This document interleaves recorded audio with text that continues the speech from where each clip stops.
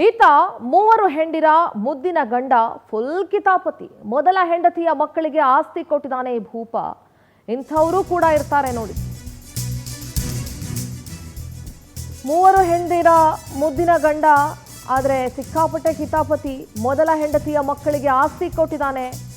ಮೈಸೂರಿನ ಬಿಳಿಕೆರೆ ಠಾಣಾ ವ್ಯಾಪ್ತಿಯಲ್ಲಿ ಪ್ರಕರಣ ದಾಖಲಾಗಿದೆ. ಅದರಲ್ಲೇನ್ರಿ ತಪ್ಪು ಅಂತ ಕೇಳಬೇಡಿ, ಮುಂದಕ್ಕೆ ಸ್ಟೋರಿ ಕೇಳಿ. ಎರಡನೇ ಹೆಂಡತಿಯ ಕಿರುಕುಳ ಕೊಟ್ಟು ಕೈ ಕೊಟ್ಟಿದ್ದಾನೆ. ಇನ್ನು ಮೂರನೇ ಹೆಂಡತಿಗೆ ಮತ್ತೊಂದು ಮಗು ಕೊಟ್ಟಿದ್ದಾನೆ ಈ ಗಂಡ.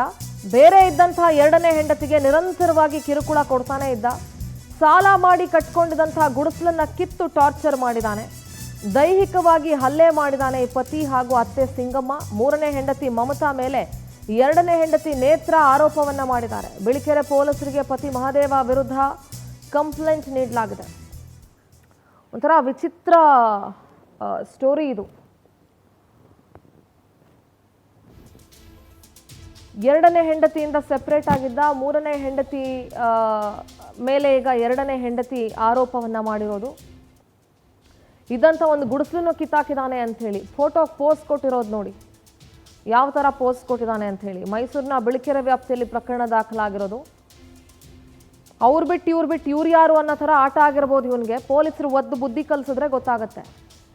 ಎರಡನೇ ಹೆಂಡತಿಗೆ ಕಿರುಕುಳ ಕೊಟ್ಟಿರೋದಲ್ಲದೆ ಆಕೆ ಕೈ ಕೊಟ್ಟು ಮೂರನೇ ಮದುವೆ ಆಗಿ ಆಕೆಗೆ ಮತ್ತೊಂದು ಮಗುನ ಕೊಟ್ಟು ಬೇರೆ ಇದ್ದಂಥ ಹೆಂಡತಿಗೆ ನಿರಂತರವಾಗಿ ಕಿರುಕುಳ ಕೊಡ್ತಾನೆ ಇದ್ದ. ಇಂಥ ದೌರ್ಜನ್ಯ ಎಸಗುವಂಥ ಇಂಥ ಕೈಲಾಗದೇ ಇರೋರು ಇರ್ತಾರಲ್ಲ, ಇಂಥವ್ರಿಗೆ ಸರಿಯಾಗಿ ಒದ್ದು ಬುದ್ಧಿ ಕಲಿಸ್ಬೇಕು. ಹೆಣ್ಮಕ್ಳ ಜೀವನದಲ್ಲಿ ಆಟ ಆಡ್ಕೊಂಡು ನಿಂತ್ಕೊಳ್ತಾರಲ್ಲ, ಅವ್ರು ಬಿಟ್ಟು ಇವ್ರು ಯಾರು ಅಂತ.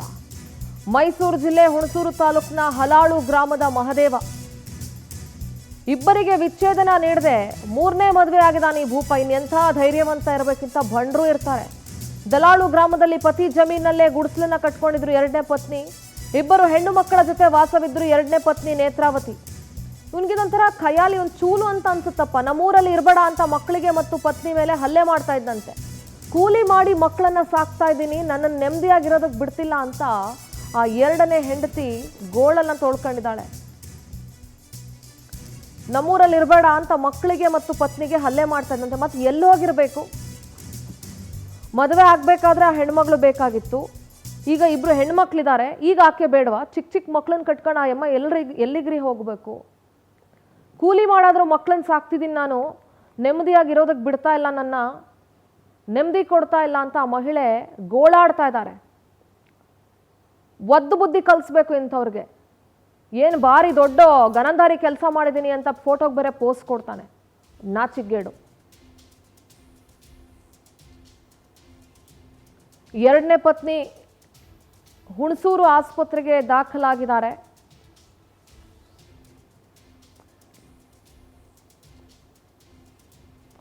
ನ್ಯಾಯಕ್ಕಾಗಿ ಹೋರಾಡ್ತಾ ಇದ್ದಾರೆ ನೋಡಿ. ನೇತ್ರಾವತಿ ಅವರ ಎರಡನೇ ಪತ್ನಿ, ಇನ್ನು ಮೂರನೇ ಪತ್ನಿ ಜೊತೆಗೆ ಫೋಟೋ ಪೋಸ್ಟ್ ಕೊಟ್ಟಿರೋದನ್ನ ನೋಡ್ತಾ ಇದ್ದೀರಿ. ಇವನಿಗಿದೆ ಅಭ್ಯಾಸ ಅಂತ ಅನ್ಸುತ್ತೆ. ಒಂದೊಂದು ಅಷ್ಟಷ್ಟು ವರ್ಷ ಒಬ್ಬೊಬ್ರ ಜೊತೆ ಜೀವನ ಮಾಡಿ ಇನ್ನೊಬ್ಬರನ್ನ ಮದುವೆ ಆಗೋದು. ಎರಡನೇ ಪತ್ನಿ ಹುಣಸೂರು ಆಸ್ಪತ್ರೆಗೆ ದಾಖಲಾಗಿ ನ್ಯಾಯಕ್ಕಾಗಿ ಹೋರಾಡ್ತಾ ಇರೋದು. ಪೊಲೀಸ್ ಠಾಣೆಗೆ ದೂರು ಕೊಟ್ಟರು ಪ್ರಯೋಜನ ಆಗ್ತಾ ಇಲ್ಲ. ಪೊಲೀಸರು ಇಂಥ ಕೇಸ್ಗಳಿಗೆಲ್ಲ ಹೋಗ್ಬೇಡಿ, ಯಾಕಂದ್ರೆ ಇದ್ರಲ್ಲಿ ನಿಮ್ಗೆ ಏನು ಸಿಗಲ್ವಲ್ಲ. ಮೊದಲನೇ ಪತ್ನಿಗೆ ಎರಡನೇ ಮಕ್ಕಳು, ಎರಡನೇ ಪತ್ನಿಗೆ ಎರಡು ಮಕ್ಕಳು, ಮೂರನೇ ಹೆಂಡತಿಗೆ ಒಂದು ಮಗು. ಸದ್ಯ ಮೂರನೇ ಪತ್ನಿ ಜೊತೆಗೆ ವಾಸ ಇದ್ದಾನೆ. ನನಗೆ ನ್ಯಾಯ ಬೇಕು ಅಂತ ಆ ಎರಡನೇ ಹೆಂಡತಿ ಹೋರಾಟವನ್ನ ನಡೆಸ್ತಾ ಇದ್ದಾಳೆ. ಐ ಡೋಂಟ್ ಥಿಂಕ್ ಸೋ ಕಣಮ್ಮ, ನಿನಗೆ ಅವನಿಂದ ನ್ಯಾಯ ಸಿಗುತ್ತೆ ಅಂತ. ಅವನು ಭೂಮಿಗೆ ಭಾರ. ಅವನು ಇಬ್ಬರಿಗೂ ವಿಚ್ಛೇದನ ಕೊಡದೆ ಮೂರನೇ ಮದುವೆ ಆಗಿರೋದು. ದಲಾಳು ಗ್ರಾಮದಲ್ಲಿ ಪತಿ ಜಮೀನಲ್ಲೇ ಗುಡಿಸಲನ್ನ ಕಟ್ಕೊಂಡಿದ್ರು ನೇತ್ರಾವತಿ. ಇಬ್ರು ಹೆಣ್ಮಕ್ಳಿದ್ದಾರೆ ಅವ್ರಿಗೆ. ಮೊದಲನೇ ಹೆಂಡತಿಗೂ ಎರಡು ಮಕ್ಕಳು, ಅವ್ರಿಗೆ ಆಸ್ತಿ ಗಿಸ್ತಿ ಕೊಟ್ಟು ಹೆಂಗೋ ಸುಮ್ಮನೆ ಮಾಡಿದ್ದಾನೆ. ಎರಡನೇ ಹೆಂಡತಿ ಗುಡಿಸಲು ಕಟ್ಕೊಂಡು ಪಾಪ ಅಲ್ಲಿ ಜೀವನ ಮಾಡ್ತಾ ಇದ್ದಾಳೆ. ಗೊತ್ತಿರಲ್ಲ ಈತ ಮೊದಲನೇ ಮದುವೆ ಆಗಿದ್ನೋ ಏನೋ ಎತ್ತೋ ಪೂರ್ವಾಪರ ತಿಳ್ಕೊಳ್ದೆ ಮದುವೆ ಆಗ್ಬಿಟ್ಟಿರ್ತಾರೆ. ಇರೋ ಒಂದು ಗುಡಿಸಲನ್ನು ಕಿತ್ತಾಕಿದಾನೆ. ಕೀಚಕ, ನೀಚ. ಇವನಿಗೆ ಮದುವೆ ಆಗೋದೇ ಹುಚ್ಚು ಅಂತ ಅನ್ಸುತ್ತಪ್ಪ. ಬಂದು ಮಮತನ್ನ ಇಟ್ಕೊಂಡಿರೋ ಹುಡುಗಿನೂ ಅವಳು, ನಮ್ಮ ಅತ್ತೆ, ನಮ್ಮ ಗಂಡ ಎಲ್ಲ ಸೇರಿ ನನಗೆ ಹೊಡೆದು ನಾನು ಒಂದು ಸಡ್ಡನ್ನು ನಿರ್ಮಾಣಿಸಿಕೊಂಡಿದ್ದೆ. ಗುಡಿಸಲಲ್ಲಿದ್ದೆ. ಮಳೆ ಊದಿ ಗುಡಿಸಲು ಬಿದ್ದೋಗೋದ್ರಿಂದ ನಾನು ಕೂಲಿ ಕಂಬಳ ಮಾಡಿ ಒಂದು ಸಡ್ಡು ನಿರ್ಮಾಣಿಸಿಕೊಂಡಿದ್ದೆ. ಆ ಸಡ್ಡನ್ನು ನಾಶ ಮಾಡಿ ನನ್ನ ಮಕ್ಕಳನ್ನು, ನನ್ನನ್ನು ಬೀದಿಗೆ ತಳ್ಳಿ ನನಗೆ ರಾಡಿನಿಂದ ಹೊಡೆದು ನನ್ನ ಹೊರಗಡೆ ಹಾಕಿದ್ದಾರೆ. ಈಗ ನಾನು ಅಡ್ಮಿಂಟು ಆಗಿದ್ದೇನೆ. ಹಲ ಬಾರಿ ಪೊಲೀಸು ಕಂಪ್ಲೇಂಟು ಕೊಟ್ಟಿದ್ದರು, ಯಾರು ನನಗೆ ಆ್ಯಕ್ಷನು ತಗೋತಾ ಇಲ್ಲ. ನನಗೆ ಪದೇ ಪದೇ ಬಂದು ನನಗೆ ಹಂಗೇ ತೊಂದರೆನೂ ಕೊಡುತ್ತಾ ಇದ್ದಾನೆ. ನನಗೆ ಅವನಿಂದ ಟೆನ್ಷನ್. ನನಗೆ ಮಕ್ಕಳು 2 ಮಕ್ಕಳು, ಹೆಣ್ಣು ಮಕ್ಕಳು, ಒಂದು ನೀಲಶ್ರೀ, ಒಂದು ಅಂಕಿತಾ ಅಂತ. 3 ಮಕ್ಕಳಿಗೆ ಒಂದು ಗಂಡು ಮಗು ತೀರೋದು. ಗಂಡು ಮಗು ತೀರೋದ್ರೆ 2 ಹೆಣ್ಮಕ್ಳಾದ ಅಂತ ನನಗೆ ಚಿತ್ರಹಿಂಸೆ ಕೊಟ್ಟು ನನಗೆ ಕಿರುಕುಳ ಬಂಧನ ಕೊಡ್ತಾಯಿದ್ದಾರೆ. ತಿನ್ನಕ್ಕೂ ಏನೂ ತಂದು ಕೊಡ್ತಾಯಿಲ್ಲ. 2 ಹೆಣ್ಮಕ್ಳಿಗೂ ಏನೂ ನೋಡ್ಕೋತಾ ಇಲ್ಲ. ಆದರೂ ನಾನೇ ನನ್ನ ಮಕ್ಕಳನ್ನ ಹೆಂಗೋ ಕೂಲಿ ಕಂಬಳ ಮಾಡಿ ನನ್ನ ಮಕ್ಕಳನ್ನ ಸಾಕ್ತಾಯಿದ್ರು. ಆದರೂ ನನ್ನಲ್ಲಿ ಗುಡಿಸ್ದಲ್ಲಿ ನಾನು ಹೊಲದಾದ್ರೆ ತೋಟದ ಮನೆ ಹತ್ರ ಇದ್ದೆ. ತೋಟದ ಮನೆಯಿಂದ ಒಬ್ಬಳೇ ಯಾಕೆ ಅಲ್ಲಿ ಇರ್ತೀಯಾ, ಊರೊಳಗೆ ಒಂದು ಸೆಡ್ ಹಾಕೊಂಡು ಮಾತುಕತೆ ಮಾಡಿ ನನಗೊಂದು ಸೆಡ್ಡು ನಿರ್ಮಾಣ ಮಾಡ್ಕೊಟ್ಟು. ಮೈಸೂರು ಪ್ರತಿನಿಧಿ ಪ್ರೇಮ್ ಕುಮಾರ್ ದೂರವಾಣಿ ಸಂಪರ್ಕದಲ್ಲಿ ಜಾಯ್ನ್ ಆಗ್ತಾ ಇದ್ದಾರೆ. Good morning Prem. ಸದ್ಯ ಈ ಭೂಪ ಇವನಿದಾನಲ್ಲ ಮಹದೇವ್, ಇವನ ಕಥೆ ಏನು ಅಂತ ನೋಡ್ತಾ ಇದ್ರೆ ಗೊತ್ತಾಗ್ತಾ ಇದೆ. ಇವನು ಭಾರಿ ಭಯಂಕರ ಭೂಪ ಇದ್ದಾನೆ. ಇವನು ಅಂತಿಂತವನಲ್ಲ, ಭಂಡ ಇದ್ದಾನ್ರಿ ಇವನು. ಸದ್ಯ ಅವನ ಮೇಲೆ ಕಂಪ್ಲೇಂಟ್ ಆಗಿದ್ರು, ಪೊಲೀಸರು ಯಾಕೆ ಏನು ಕ್ರಮ ತೆಗೆದುಕೊಳ್ತಾ ಇಲ್ಲ ಪ್ರೇಮ್? ಏನು ಮೈಸೂರು ತಾಲೂಕಿನ ಹುಣಸೂರು ಸಮೀಪದಲ್ಲಿರುವಂತಹ ಬಿಳಿಕೆರೆಯಲ್ಲಿರುವಂತಹ ದಳ್ಳಾಳು ಗ್ರಾಮದಲ್ಲಿ ಇಂತಹದೊಂದು ಘಟನೆ ನಡೆದಿರುವಂತದ್ದು. ಮಹಾದೇವು ಎಂಬ ಭೂಪ ಏನಿದ್ದಾನೆ, ಇವನು ಕೂಡ ವಿವಾಹವಾಗ್ತಾರೆ. ಆದ್ರೆ ಇವರು ಒಂದು ತರ ಅಂದ್ರೆ ಕಂಟಿನ್ಯೂ ಆಗಿ ಕೂಡ 3 ವಿವಾಹವಾಗಿರುವಂತದ್ದು.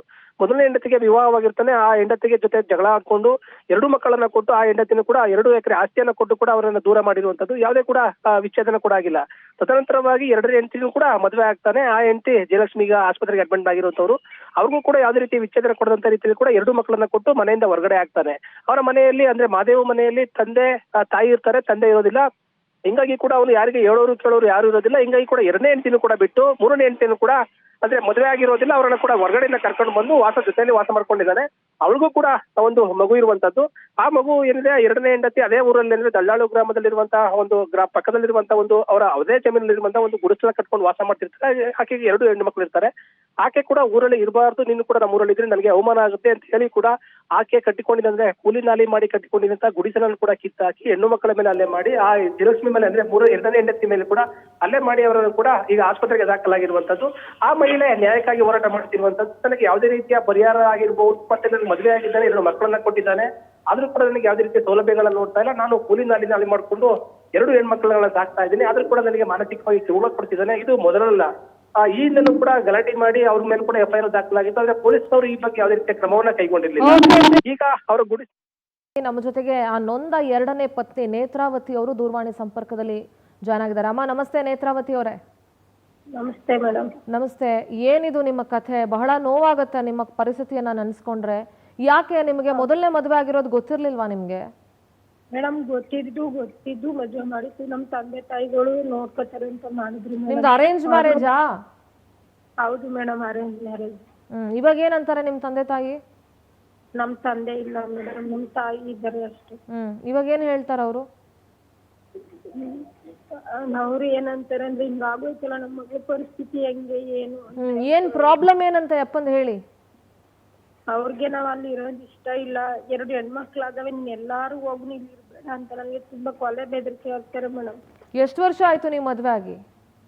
ನಮ್ಮ ಮದ್ವೆ ಆಗಿ 17 ವರ್ಷ ಆಯ್ತು ಮೇಡಮ್. 17 ವರ್ಷ ಆಗಿದೆ. ಈಗ ಅವ್ರ 3ನೇ ಮದ್ವೆ ಆಗಿ ಎಷ್ಟು ವರ್ಷ ಆಯ್ತು?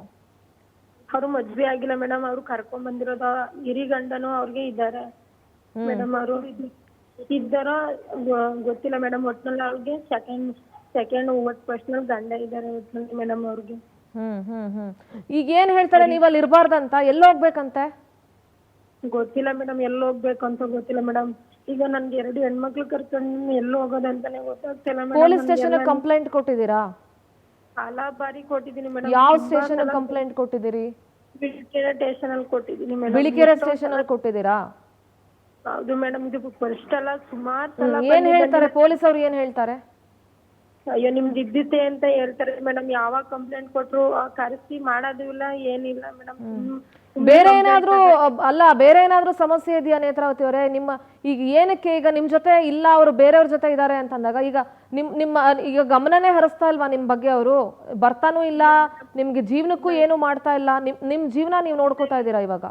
ಹೌದು ಮೇಡಮ್, ನನ್ನ ಜೀವನ ನನಗೆ ಕೂಲಿ ಕಂಬಳ ಮಾಡಿ ನನ್ನ ಮಕ್ಳು ಸಾಕೊಂಡು ಹೆಂಗೋ ನನ್ನ ಜೀವನ ಮಾಡ್ಕೊಂಡು ಮಳೆಯಲ್ಲಿ ನೆನೆಯಕ್ಕೆ ಆಗ್ದೇನೆ ನನ್ನ ಮಕ್ಳಿಗೆ ಓದೋಕ್ಕೂ ತುಂಬಾ ತೊಂದರೆ. ಕರೆಂಟು ಇಲ್ಲ ಮೇಡಮ್, ನಾನು ಆ ಥರ ಗುಡಿಸ್ಲಲ್ಲಿ ವಾಸ ಮಾಡ್ತಿರೋದು.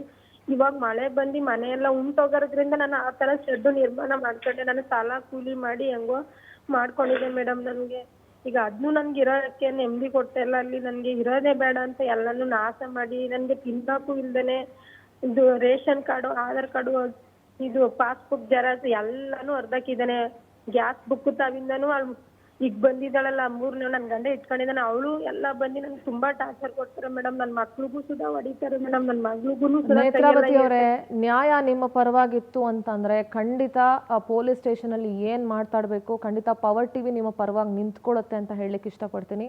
ನಮ್ಮ ಪ್ರತಿನಿಧಿ ಇದರ ಫಾಲೋ ಅಪ್ ಅಲ್ಲಿ ಇರ್ತಾರೆ. ಥ್ಯಾಂಕ್ ಯು ಸೋ ಮಚ್ ಅಮ್ಮ ಪವರ್ ಟಿವಿ ಜೊತೆ ಮಾತನಾಡಿದ್ದಕ್ಕಾಗಿ.